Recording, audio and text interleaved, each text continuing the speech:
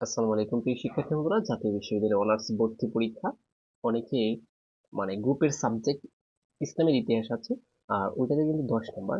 আজকে তোমাদেরকে এমন সাজেশন দিব যেগুলা হুবহু আসছে এবং আবারও তোমাদের এই পরীক্ষায় আসতে পারে। সো কথা না বাড়িয়ে আমরা মূল আলোচনায় আসি। কাকে ইসলামের ত্রাণকর্তা বলা হয়?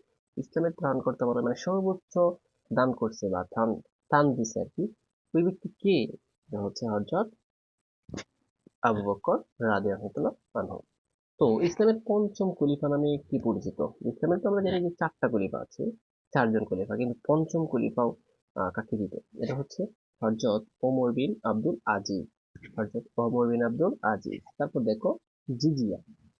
জিজিয়া কি মূলত? জিজিয়া কি? জিজিয়া হচ্ছে কি? এই যে দেখো, মাথা পিছু নিরাপত্তা খর। মাথা পিছু একটা কি নিরাপত্তা খর।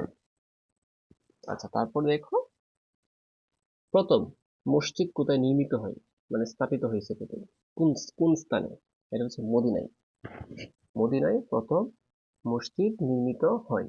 মুসলিম স্পেনের রাজধানী কোথায় ছিল?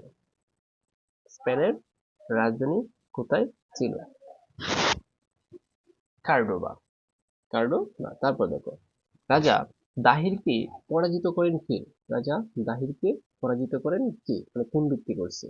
করছে হচ্ছে মোহাম্মদ বিন কাসিম। মোহাম্মদ বিন কাসিম কে ভারতে মূল্য নিয়ন্ত্রণ ব্যবস্থা প্রবর্তন করেন। এই যে কিছুক্ষণ আগে আমরা এটা পড়ে আসছি, এটা কিন্তু ইতিহাসেও আছে। এটা হচ্ছে কি উত্তর কি? আলাউদ্দিন খলজি। আলাউদ্দিন খলজি। তারপর দেখো বাংলার কোন সুলতান বাংলার কোন সুলতান শাহ-ই বাঙ্গালা নামে পরিচিত?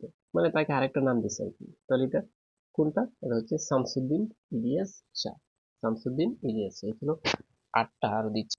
কিতাবুল কিতাবুল হিন্দ গ্রন্থের রচয়িতা কে? হিন্দু কিন্তু না, অনেক বলে হিন্দু। কিতাবুল উত্তর হচ্ছে কি?